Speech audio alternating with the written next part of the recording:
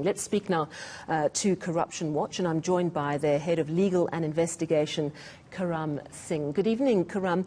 There's been so much happening this week and lots more coming out of the State Capture Commission.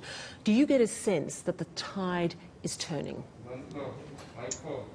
Well, Sally, I think it might be a bit early to say the tide is turning. I mean, we have such a deep deficit when it comes to accountability. There's still so much more out there that needs to be engaged with, whether it be issues relating to ESCOM, issues relating to PRASA and the like. But certainly I think it would feel like we're turning a page. You know, the president initially at one stage had spoken about a new dawn. Then with the onslaught of the COVID corruption, we did hear an uptake in the rhetoric. But I think these arrests and the prosecutions that come after a significant piece of work, year-long investigation plus by the NPA, and it's clear that the NPA wouldn't be able to have conducted these kinds of investigations and done these arrests in coordination with the Hawks and with the SIU if there hadn't been that leadership change and there hadn't been the political will to reform those organizations. So to that extent, I think, yes, I think we have moved into a different moment, but it would be too optimistic for us to claim early victory on these things prior to successful prosecutions and, a fuller reckoning in terms of seeing more senior politicians and senior leaders in the dock for issues, matters where they've been implicated. Yeah, well, I was going to say we've seen people very close to the ANC. We've seen a former mayor. We've seen an HOD. Of course, ANC MP Vincent Smith was arrested this week. Do you believe we'll see that follow through and see perhaps premiers, cabinet ministers, current or former, being arrested? Do you think that will and that drive is there?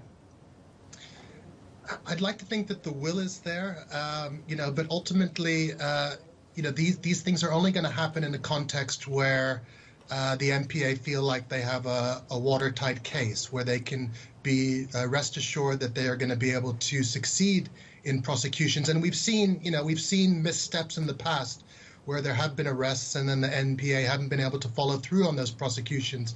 It's been decades since we've seen high-profile people like former National Commissioner Jackie Salebi successfully prosecuted. So there's still a lot of work that needs to be done. But absolutely, I think with the allegations that we've seen in the public domain, we would expect those arrests to be forthcoming. And as you say, we have seen cases fall apart before. The Estina dairy farm, of course, springs to mind. When I spoke to the NPA about that earlier this week, they were absolutely adamant that they'd learnt their lessons. But this week has seen an incredible speed. There's a lot of work that has to be done behind that to bring someone to a successful prosecution. As you say, we also know that state capture hollowed out the NPA, and while we are seeing new appointees, do you think the NPA is fully restocked with people determined to seek justice? Well, based upon the national director's own words, not yet. But I think they've come a long way from where they were.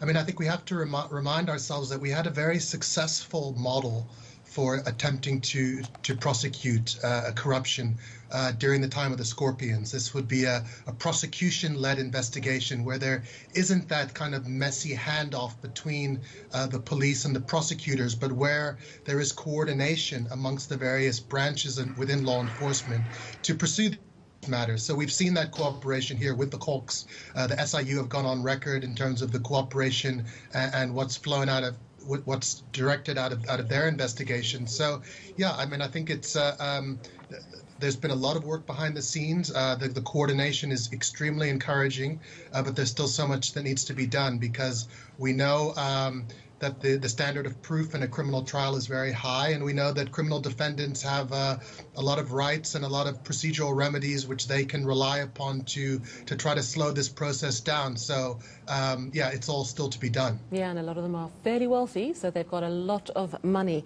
to pay for top lawyers. Thank you very much, Corruption Watch Head of Legal and Investigation, Karam Singh.